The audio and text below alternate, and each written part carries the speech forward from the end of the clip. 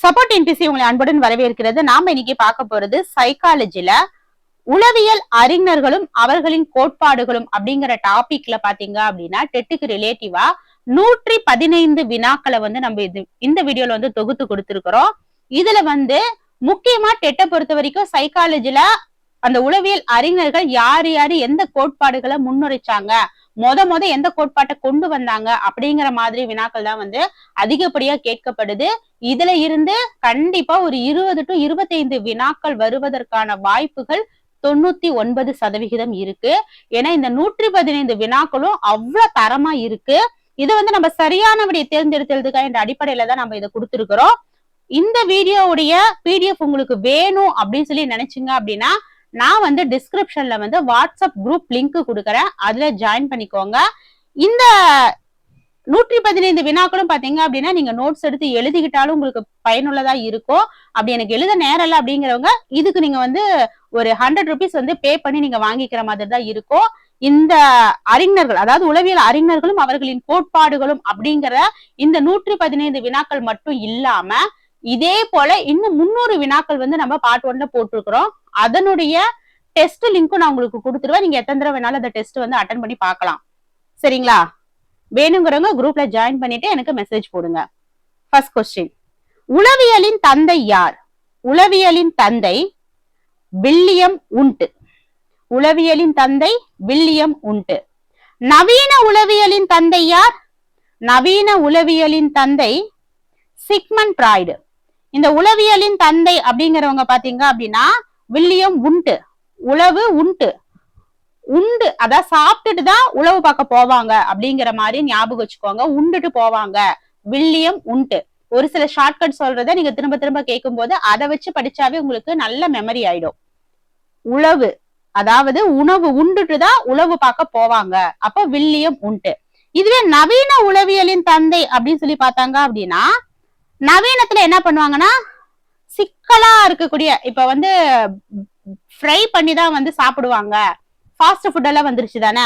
நவீன உளவியல்ல அதே உண்டு எப்படி பண்ணுவாங்க அப்படின்னா சிக்கா அந்த நூடுல்ஸ் மாதிரி பிராயில் பண்ணி தான் சாப்பிடுவாங்க, ஃப்ரை பண்ணி தான் சாப்பிடுவாங்க அப்படிங்கிற மாதிரி ஞாபகம் வச்சுக்கோங்க. உளவியலின் தந்தைன்னு கேட்டாங்கன்னா வில்லியம் உண்ட், சாப்பிட்டுட்டு தான் போவாரு. இதுவே நவீன உளவியல் தந்தை அப்படின்னு சொல்லி கேட்டாங்க அப்படின்னா ஃப்ரை பண்ணி தான் சாப்பிடுவாரு, அப்ப சிக்மண்ட் ஃப்ராய்டு.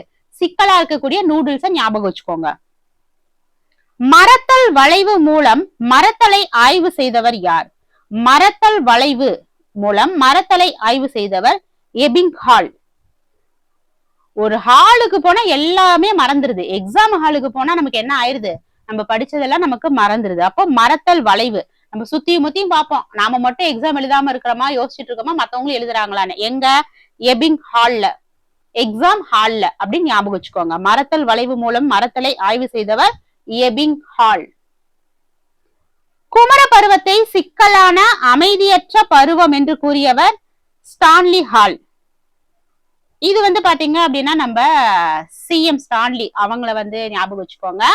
இப்போ அவருடைய பையன் இருக்காங்க தானே, அவங்க ஒரு மாதிரி சிக்கலான கேரக்டர். என்ன நடிச்சிட்டு இருந்தாரு, இப்ப திரும்ப அரசியலுக்கு வந்துட்டாரு. அப்போ ஸ்டான்லி ஹால் குமர பருவத்தை சிக்கலான ஒரு அமைதியற்ற பருவம் அப்படின்னு சொல்லி கூறியவர் ஸ்டான்லி ஹால். ஒவ்வொரு கேள்விக்கும் ஒரு சின்ன சின்ன ஷார்ட்கட் சொல்றோம், ஆனா எல்லாத்துக்கும் நம்மளால சொல்ல முடியுமான்னு தெரியல. ஆனா சொல்றத நீங்க திரும்ப திரும்ப கேட்கும் போது அது உங்களுக்கு மனசுல நல்லா பதிஞ்சிடும். குமர பருவத்தை சிக்கலான அமைதியற்ற பருவம் அப்படின்னு சொல்லி சொன்னவரு ஸ்டான்லி ஹால். ஓகேங்களா? அடுத்து, நுண்ணறிவு என்ற சொல்லை நவீன உளவியல் சூழலில் முதலாக பயன்படுத்தியவர் யார்? நுண்ணறிவு என்ற சொல்லை பிரான்சிஸ் கால்டன். கால் பண்ணி பேசினாவே அறிவாளி அப்படின்னு ஞாபகம் வச்சுக்கோங்க. நவீன சூழல்ல நுண்ணறிவுனா டேலண்ட், அப்படியே ஒரு மாதிரி ரொம்ப ஷார்ப்பா இருப்பான். ஷார்ப்பா இருக்கிறவன் உடனே ஏதாவது ஒரு விஷயம்னா உடனே தன் ஃப்ரெண்டுக்கு கால் பண்ணி வாடா எனக்கு ஹெல்ப் பண்ணு, நான் உனக்கு இந்த ஹெல்ப் பண்றேன் அப்படிங்கிற மாதிரி சொல்லுவாங்க. ஃப்ரெண்ட்ஸ் கால் பண்ணுவாங்க, ஃப்ரெண்ட்ஸுக்கு கால் பண்ணுவாங்க. Francis Galton. நுண்ணறிவு இருக்கிறவங்க ஃப்ரெண்ட்ஸுக்கு கால் பண்ணி ஹெல்ப் பண்ணுவாங்க, ஹெல்ப் கேட்பாங்க. அப்ப நுண்ணறிவு என்ற சொல்லை நவீன உளவியல் சூழலில் முதலாக பயன்படுத்தியவர் பிரான்சிஸ் கால்டன். த அச்சீவிங் சொசைட்டி என்ற நூலை எழுதியவர் யார்? மெக்லலாண்ட். த அச்சீவிங் அப்படியே நம்ம அச்சீவ் பண்ணணும் அப்படின்னா அப்படியே மெல்ல மெல்ல மெல்லதான் நம்ம வந்து அச்சீவ் பண்றோம் சொசைட்டில. அப்போ மெக்லலாண்ட் மெல்ல மெல்ல பண்ணும்போது அது லாங்கா தான் ரொம்ப நாள் ஆகும் அச்சீவ் பண்றதுக்கு. த அச்சீவிங் சொசைட்டி மெக்லலாண்ட் மெல்ல மெல்லமா லேண்டா ரொம்ப தூரமா ரொம்ப நாள் பண்றோம் அப்படிங்கிற மாதிரி ஞாபகம் வச்சுக்கோங்க. ஒரு சில இந்த மாதிரி ஷார்ட்கட் பண்ணீங்கன்னா ரொம்ப சில்லித்தனமா இருக்கும். ஆனா எக்ஸாம் ஹால்ல நீங்க ரிவிஷன் பண்ணும்போது இதுக்கு இவங்க இதை சொன்னாங்களே அப்படின்னு டக்குன்னு நமக்கு ஞாபகத்துக்கு வரும். கல்வி உளவியலின் தந்தை என்று அழைக்கப்படுபவர். கல்வி உளவியலின் தந்தை என்று அழைக்கப்படுபவர் தார்ன்டைக். கல்வி அப்படின்னா தார்ன்டைக். கல்விய தா டக்குன்னு தா. கல்வி அப்படின்னாவே டக்குன்னு நமக்கு நிறைய விஷயங்களை கத்துக் கொடுக்கும். தார்ன்டைக். ஓகேங்களா? கல்வி உளவியல் தந்தை, கல்வி உளவியலின் தந்தை என்று அழைக்கப்படுபவர் தார்ன்டைக். டக்குன்னு கல்வி நமக்கு கிடைக்கும். படிநிலை தேவை கோட்பாட்டை வழங்கியவர் யார்? படிநிலை மாஸ்லோ. படியில இருந்து கீழே இறங்கும் போது நமக்கு மாஸ்க் தேவையா? தேவையே இல்லை. ஏன்னா மாஸ்க் போட்டு அப்படியே மேல பார்த்துட்டே வந்தா கீழே படிக்கட்டு தெரியாம இருந்தது அப்படின்னா நம்ம கண்ணு மறைச்சிருச்சுன்னா நம்ம கீழே விழுந்துருவோம். அப்ப படிநிலை தேவை, மாஸ்க் தேவையா? படிநிலையில இறங்கி வரும்போது நமக்கு மாஸ்க் தேவையா? அப்ப மாஸ்லோ. அடுத்து முழுமை காட்சி கோட்பாட்டை வழங்கியவர் யார்?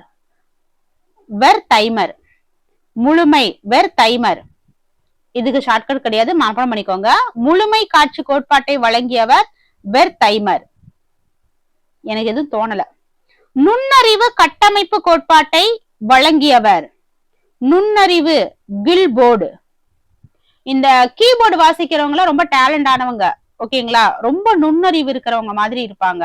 இதுவே நுண்ணறிவு தேவை அப்படின்னு சொன்னா மாஸ்லோ. மாஸ்லோ தேவையா நமக்கு நுண்ணறிவுக்கு அப்படிங்கிற மாதிரி கேள்வி கேட்கிற மாதிரி. இதுவே நுண்ணறிவு கட்டமைப்பு, அந்த கட்டை எப்படி இருக்கும்? கீபோர்டு கட்ட கட்டையா வாசிக்கிறது இருக்கும். அப்போ நுண்ணறிவு கட்டமைப்பு கில்போர்டு அப்படின்னு ஞாபகம் வச்சுக்கோங்க. வினா வரிசை முறையை உருவாக்கியவர் யார்? வினா வரிசை முறையை உருவாக்கியவர் பிரான்சிஸ் கால்டன். வினா வரிசை முறையை உருவாக்கியவர் பிரான்சிஸ் கால்டன். இப்ப நம்ம இதுக்கு முன்னாடியே வந்து பாத்தீங்கன்னா கால்டன் வந்து நம்ம இன்னொரு தடவை பார்த்தோம். பிரான்சிஸ் கால்டன் வந்து எதுக்கு பார்த்தோம்? இங்கயோ பார்த்தோமே. நுண்ணறிவு என்ற சொல்லை நவீன சூழல்ல முதலா பயன்படுத்தியது பிரான்சிஸ் கால்டன். அதே போல இங்க என்ன பண்ணிருக்காங்க? வினாவரிசை முறையை வந்து வந்து உருவாக்கியவரும் இந்த பிரான்சிஸ் கால்டன் தான். அந்த கேள்விகளை ஒன்னோட ஒன்ன நீங்க மெர்ச் பண்ணி இதுக்கு இதுதான் வரும் அப்படிங்கிறது கம்பேர் பண்ணி படிச்சீங்கன்னா தான் மறக்காது. இதுவும் பிரான்சிஸ் கால்டன் தான். உளவியல் பரிசோதனை முறைக்கு அடித்தளம் இட்டவர் வெபர். உளவியல் பரிசோதனை முறைக்கு அடித்தளம் இட்டவர் வெபர். உளவு பரிசோதனைக்கு, அதாவது உளவியல்ல பரிசோதனை செய்ய போகணும் அப்படின்னு நமக்கு வெப்பன் வேணும். அப்ப வெப்பர் அப்படின்னு ஞாபகம் வச்சுக்கோங்க. மனிதர்களை சிடுமூஞ்சி, அழுமூஞ்சி, சிறிமுகத்தான் என வகைப்படுத்தியவர். மனிதர்களை சிடுமூஞ்சி, அழுமூஞ்சி, சிறிமுகத்தான் அப்படின்னு சொல்லி வகைப்படுத்தியவர் கேலன். ஒருத்தன் திடீர்னு வந்து சோகமா இருக்கான், சிடுமூஞ்சா இருக்கான், திடீர்னு சிரிக்கிறான் அப்படின்னா, டே ஏன்டா சிடுமூஞ்சா இருக்கிற, ஏன்டா அழுந்துட்டு இருக்கிற, ஏன்டா இப்படி சரியா சிரிச்சிட்டு இருக்கிற அப்படின்னு சொல்லி நம்ம காரணத்தை கேட்போம் தானே. அப்போ கேலன்.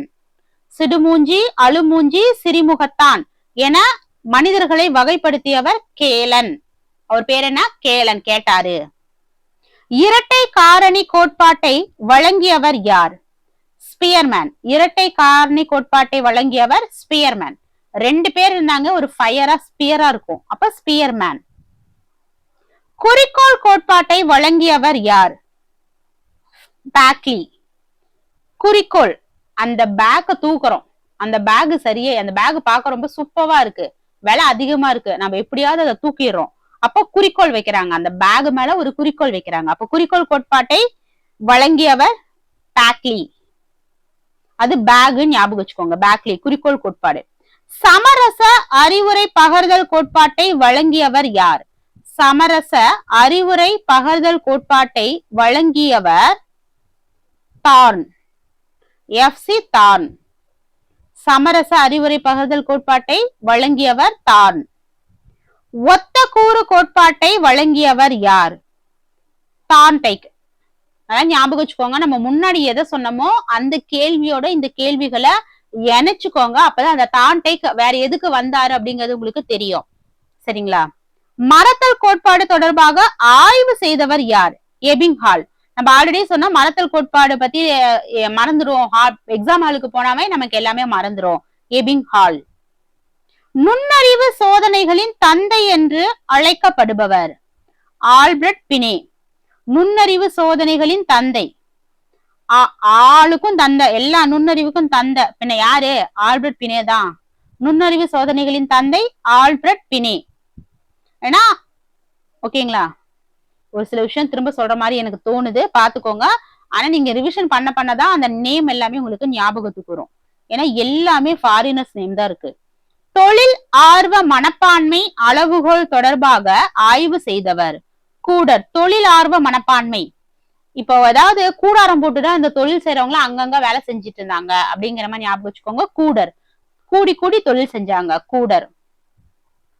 சமூக கற்றல் கோட்பாட்டை முன்வைத்தவர் ஆல்பர்ட் பாண்டுரா. சமூகம், பாண்டுரா. சமூக கற்றல் கோட்பாட்டை முன்வைத்தவர் ஆல்பர்ட் பாண்டுரா. அறிந்தொழிதல் கோட்பாட்டை முன்வைத்தவர் கோக்லர். அறிந்தொழில் கோக்லர். மேல தொழிலை பத்தி சொன்னது இன்னொருத்தர் என்ன சொன்னோம், நம்ம கூடர் சொன்னோம். அதே போல இது அறிந்தொழில்னா கோகுனிர் வைரம் ரொம்ப ரொம்ப சிறப்பானது அறிந்தொழில் அப்படின்னு ஞாபகம் வச்சுக்கோங்க. ஏன்னா கோகினூர் வைரம் அதை அழகா வடிவமைச்சிருக்காங்க. அரிதான ஒரு தொழில் செஞ்சிருக்காங்க கோகினூர் வைரத்தை. கோகினூர் வைரத்தை திருடிட்டு போயிட்டாங்க தானே நம்ம நாட்டுல இருந்தது, அதை ஞாபகம் வச்சுக்கோங்க. அடுத்து செயற்கை உடன்பாடு கோட்பாட்டை முன்வைத்தவர் யார்? இப்போ செயற்கை அப்படின்னா, இப்போ ஏதாவது ஒரு தோல்ல அடிபட்டுருச்சு, ஒரு ஆக்சிடென்ட் ஆயிடுச்சு, முகத்துல அந்த ஃபேஸ்ல மார்க் இருக்கு அப்படின்னா அதுக்கு அந்த ஸ்கின்னை சரி பண்றதுக்கு நம்ம சர்ஜரி பண்றோம்.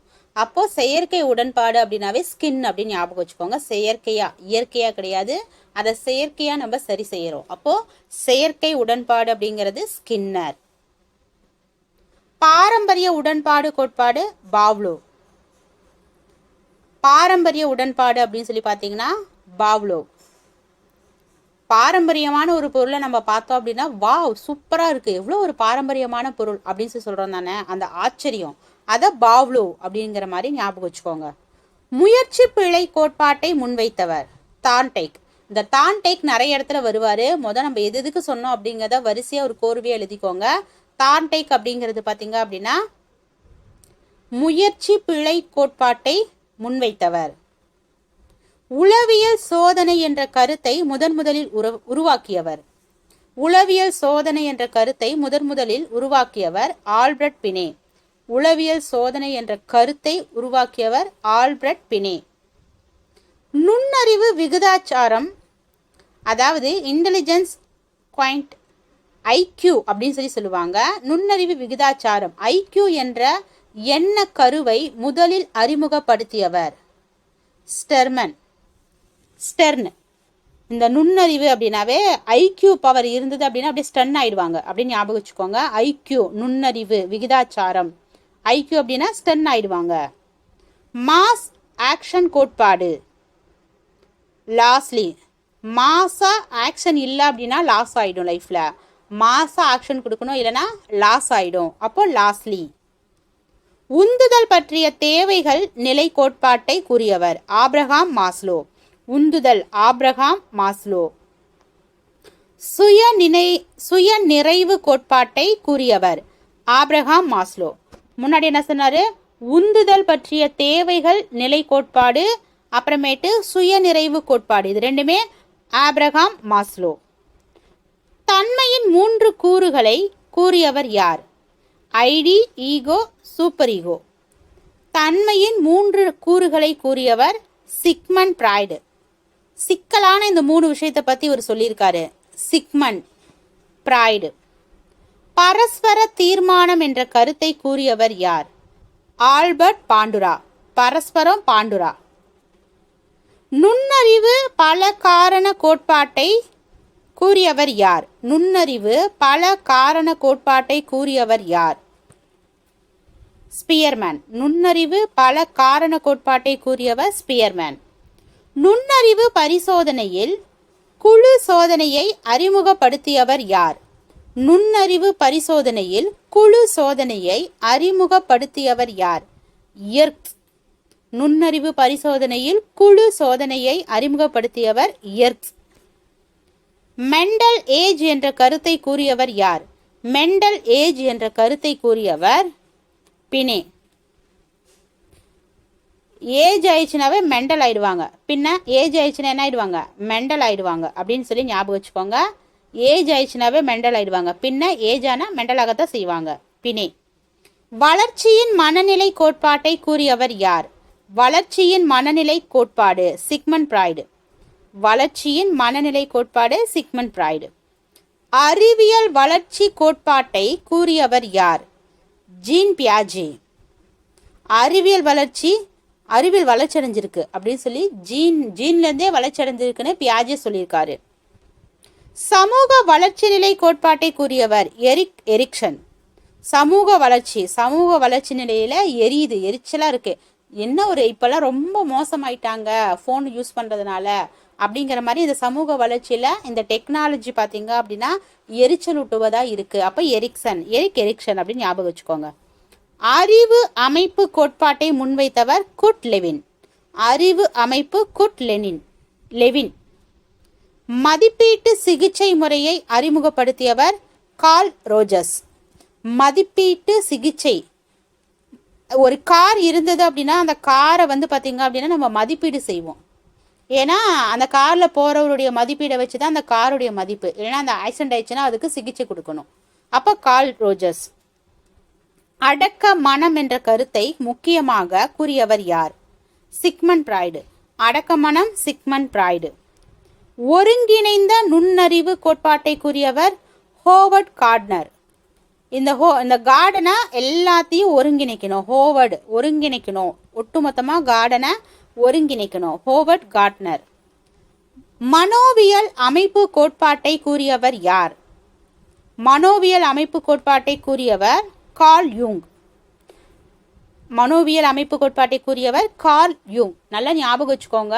எல்லாத்துக்கும் ஷார்ட்கட் சொல்றீங்க, எதை ஞாபகம் வச்சுக்கிறதுனே தெரியல, கன்ஃபியூஸ் ஆகுது அப்படிங்கிற மாதிரி தோணும். ஒரு பேப்பர் போட்டு நீங்கள் எடுத்து ஒவ்வொருத்தருக்கும் அப்படி கோர்வையாக நீங்கள் எடுத்து எழுதிக்கிட்டாலும் அது உங்களுக்கு ரொம்ப ரொம்ப யூஸ்ஃபுல்லாக இருக்கும். சமூக ஆர்வ கோட்பாட்டை கூறியவர் யார்? சமூக ஆர்வ கோட்பாட்டை கூறியவர் ஆல்பிரட் ஆட்லர். சமூக ஆர்வ கோட்பாட்டை கூறியவர் ஆல்பிரட் ஆட்லர். அறிவியல் பள்ளியை நிறுவியவர் யார்? டிச்சனர். அறிவியல் பள்ளி டிச்சனர். செயல்முறைவாதம் என்ற பள்ளியை முன்வைத்தவர் வில்லியம் ஜேம்ஸ். செயல்முறைவாதம் என்ற பள்ளியை முன்வைத்தவர் வில்லியம் ஜேம்ஸ். நடத்தைவாதம் பள்ளியை தொடங்கியவர் வாட்சன், ஜான் பி வாட்சன். நடத்தைவாதம் பள்ளியை தொடங்கியவர் ஜான் பி வாட்சன். மனிதநேய உளவியல் பற்றிய கருத்தை பரப்பியவர் யார்? மனிதநேய உளவியல் பற்றிய கருத்தை பரப்பியவர் கார்ல் ரோஜர்ஸ்.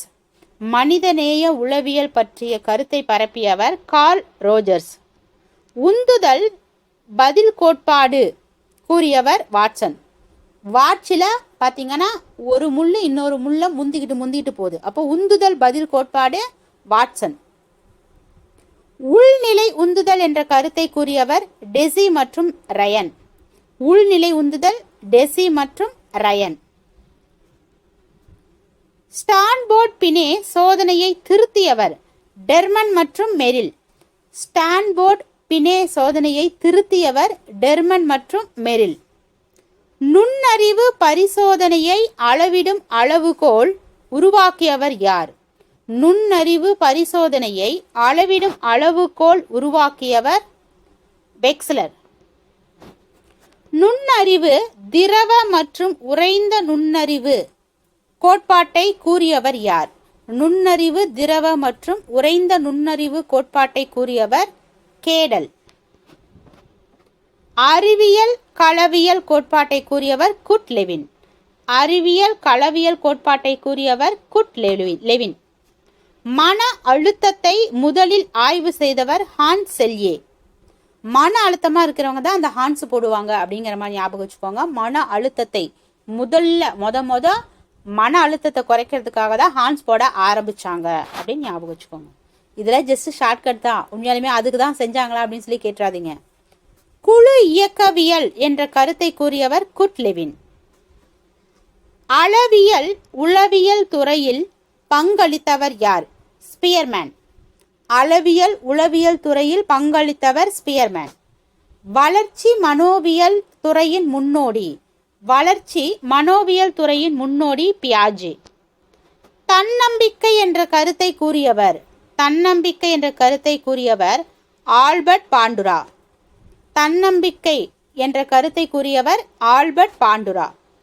கண்ணோட்ட உளவியல் என்ற பள்ளியை நிறுவியவர்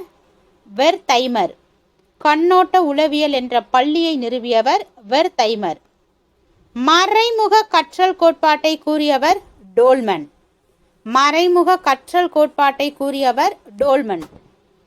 உள்ளார்ந்த உந்துதல் கோட்பாட்டை கூறியவர் ஹல்.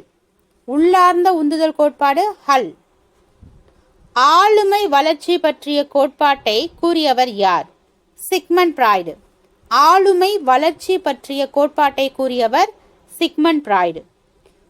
நுண்ணறிவு பரிசோதனையில் தரச்சோதனையை மேற்கொண்டவர் யார்?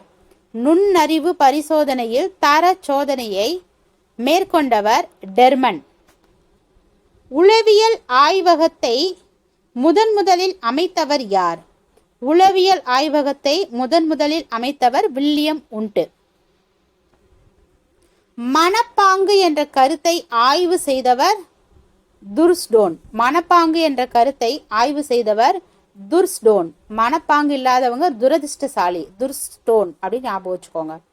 வினைத்திறன் நுண்ணறிவு என்ற கருத்தை கூறியவர் வெக்ஸ்லர். ஆளுமை அளவுகோல் உருவாக்கியவர்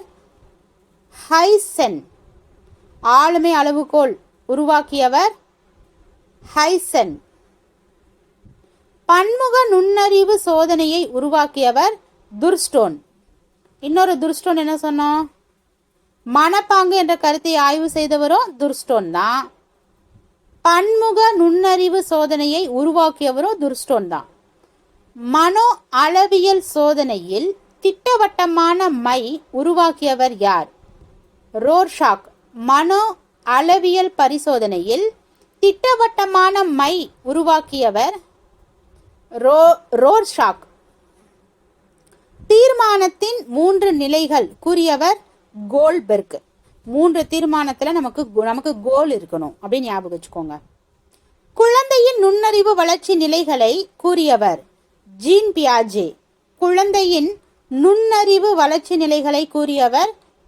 பியாஜே. சமூக உளவியல் துறையில் குறிப்பிடத்தக்க பங்களிப்பு செய்தவர்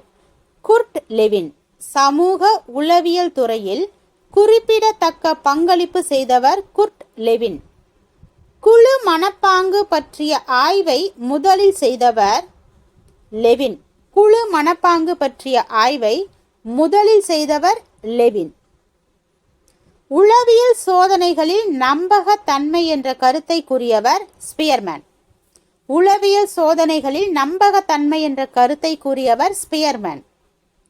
மன அழுத்தம் மற்றும் உடல் நோய்களுக்கு இடையிலான தொடர்பை கூறியவர்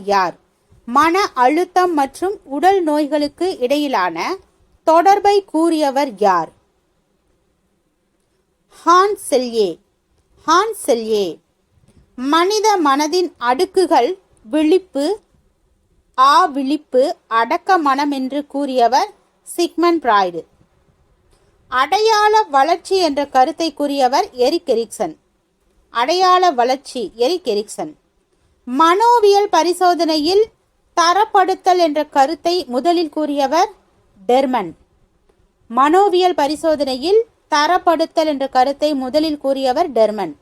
நினைவாற்றல் குறித்த ஆய்வுகளை முதலில் செய்தவர் எபிங்காஸ். அப்படியே ஆசுவாசமா உட்காந்து பொறுமையா செஞ்சிருக்காரு நினைவாற்றலை எபிங்காஸ். மறதியின் விளைவு என்ற கருத்தை கூறியவர் எபிங்காஸ். நினைவாற்றல் அப்புறம் மறதி ரெண்டும் எபிங்காஸ் தான் சொல்லியிருக்காரு. ஆளுமையின் அடிப்படை கூறுகள் குறித்த ஆய்வை செய்தவர் கார்டன் ஆல்போர்ட். ஆளுமையின் அடிப்படை கூறு கார்டன் ஆல்போர்ட். ஆளுமை கூறுகளின் 3 வகை ஹைசன். ஆளுமை கூறுகளின் 3 வகைகள் ஹைசன். கூட்டு மனம் என்ற கருத்தை கூறியவர் கார்ல் யூங். கூட்டு மனம் கார்ல் யூங். அடையாள நெருக்கடி என்ற சொல்லை உருவாக்கியவர் எரிக் எரிக்சன். சுய கற்றல் என்ற கருத்தை முன்வைத்தவர் யார்? ஆல்பர்ட் பாண்டுரா. சுய கற்றல் என்ற கருத்தை முன்வைத்தவர் ஆல்பர்ட் பாண்டுரா. இதுல ஒரே பேரு திரும்ப திரும்ப நிறைய விஷயங்கள் செஞ்ச மாதிரி கொடுத்துருக்காங்க. இது ஒரு தடவைக்கு நீங்க அதிகபட்சமா ஒரு 30-40 முறை இது நீங்க திரும்ப திரும்ப படிக்கும் போது உங்க ஃப்ரெண்ட்ஸுங்க கிட்ட அந்த கொஸ்டின் பேப்பரை கொடுத்து நீங்க அதை அவங்கள கேள்வியா மாத்தி மாத்தி கேட்கும் போதுதான் நீங்க எந்த அளவுக்கு அதை அப்சர்வ் பண்ணி நீங்க படிக்கிறீங்க, கரெக்டா உங்களால ஆன்சர் பண்ண முடியுதா அப்படிங்கிறது தெரியும். ஏன்னா ஒரு தடவை கேட்டுட்டு நீங்க போகும்போது உங்களுக்கு எல்லா பேரும் படிச்ச மாதிரி தான் இருக்கும், உங்களுக்கு கன்ஃபியூஸ் ஆகும். எப்பவுமே சூஸ் இட் நீங்க படிக்கும்போது 4 ஆப்ஷனை படிச்சே பார்க்காதீங்க. உங்களுக்கு ஆன்சர் மட்டும்தான் நீங்க கொஸ்டின் படிக்கணும், ஆன்சர் படிக்கணும். கொஸ்டின் அண்ட் ஆன்சர் மட்டும்தான் படிக்கணும். சூஸ் இட் நீங்க பார்க்கவே கூடாது. சூஸ் இட் பார்த்து 4 ஆப்ஷனையும் படிச்சு பார்த்துட்டு நீங்க படிச்சீங்கன்னா கண்டிப்பா உங்களுக்கு கன்ஃபியூஸ் ஆகும். அதனால அந்த ஒரு தப்பை மட்டும் எப்பவுமே பண்ணிடாதீங்க. தண்டனை மற்றும் வெகுமதி கோட்பாட்டை கூறியவர் ஸ்கின்னர். தண்டனை மற்றும் வெகுமதி. ஸ்கின்னை ஏதாவது பண்ணணும், இப்போனா நிறைய வளர்ச்சி ஏற்பட்டிருக்கு. நிறைய பேர் இப்போ படங்கள்லாம் கூட நம்ம பார்த்துருக்குறோம். நம்மளுடைய தோலை எடுத்து வேற ஒரு பணக்காரவங்களுக்கு வைக்கிறதுக்குன்னே நிறைய வெகுமதி கொடுக்குறாங்க, நிறைய பணம் கொடுத்து அந்த மாதிரிலாம் செய்யறாங்க. அப்படிங்கிறப்போ தண்டனை மற்றும் வெகுமதி. ஸ்கின்னை நம்ம திருடினாங்க அப்படின்னா அவங்களுக்கு தண்டனை கிடைக்கும், திருடவங்களுக்கு வெகுமதி கிடைக்கும். அப்படிங்கிற மாதிரி ஒரு ஷார்ட்கட் ஞாபகம் வச்சுக்கோங்க. ஸ்கின்னர். ஆளுமையின் திட்டவட்டமான பரிசோதனையை உருவாக்கியவர் முர்ரே. ஆளுமையின் திட்டவட்டமான பரிசோதனையை உருவாக்கியவர் முர்ரே. வெளிப்படையான மற்றும் மறைமுகமான கற்றல் கருத்தை கூறியவர் வெளிப்படையான மற்றும் மறைமுகமான கற்றல் கருத்தை கூறியவர் ரெய்பர். வெளிப்படையான மற்றும் மறைமுகமான கற்றல் கருத்தை கூறியவர் ரெய்பர். உளவியல் சோதனைகளில் மைய பிரிவு என்ற கருத்தை கூறியவர் உளவியல் சோதனைகளில் மைய பிரிவு கார்ல் பியர்சன். உளவியல் சோதனைகளில் மைய பிரிவு என்ற கருத்தை சொன்னது கார்ல் பியர்சன். அடுத்து குறைவடையும் கற்றல் வளைவு என்ற கருத்தை கூறியவர் தான்டைக். குறைவடையும் கற்றல் வளைவு என்ற கருத்தை கூறியவர் தான்டைக். நுண்ணறிவு சோதனைகளில் மதிப்பீட்டு அட்டவணை யாருடையது? துர்ஸ்டோன். நுண்ணறிவு சோதனைகளில் மதிப்பீட்டு அட்டவணை யாருடையது? துர்ஸ்டோன். மனவியல் அளவீட்டு முறை உருவாக்கியவர் யார்? ஸ்பியர்மேன். மனவியல் அளவீட்டு முறையை உருவாக்கியவர் ஸ்பியர்மேன். கல்வி உளவியல் துறையில் முக்கிய பங்களிப்பாளர் தான்டைக். கல்வி உளவியல் துறையில் முக்கிய பங்களிப்பாளர் தான்டைக். உந்துதல் மற்றும் வெகுமதி சோதனை நடத்தியவர் யார்?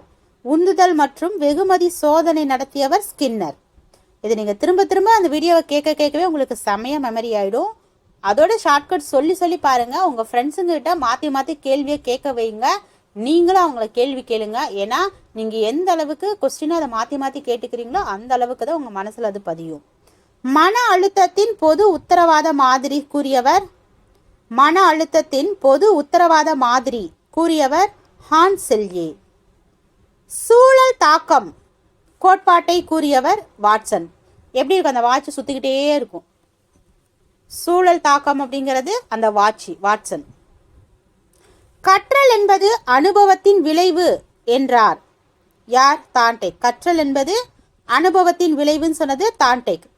கல்வி அளவீட்டில் ஸ்கேல் என்ற கருத்தை கூறியவர் துர்ஸ்டோன். கல்வி அளவீட்டில் ஸ்கேல் என்ற கருத்தை கூறியவர் துர்ஸ்டோன். மனவியல் ஆராய்ச்சியில் பரிசோதனை முறையை முதலில் பயன்படுத்தியவர் யார்?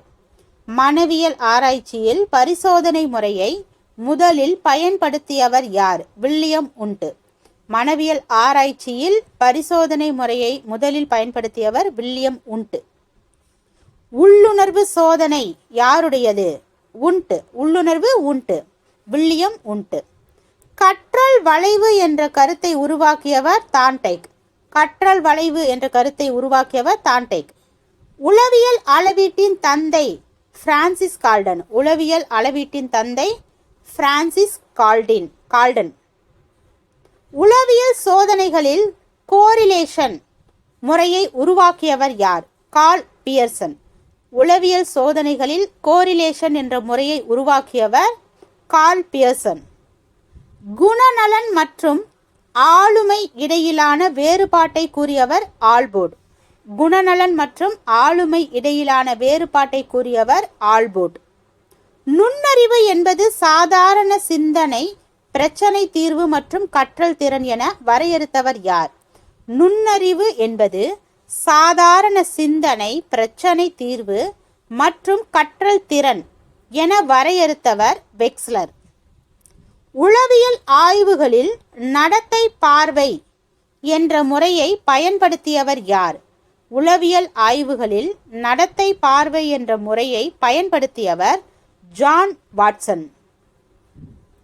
உளவியல் என்பது நடத்தை பற்றிய அறிவியல் என்றார் வாட்சன். உளவியல் என்பது நடத்தை பற்றிய அறிவியல் என சொன்னது வாட்சன்.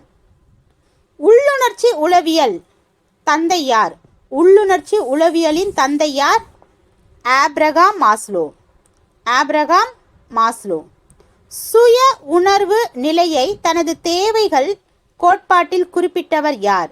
சுய உணர்வு நிலையை தனது தேவைகள் கோட்பாட்டில் குறிப்பிட்டவர் மாஸ்லோ.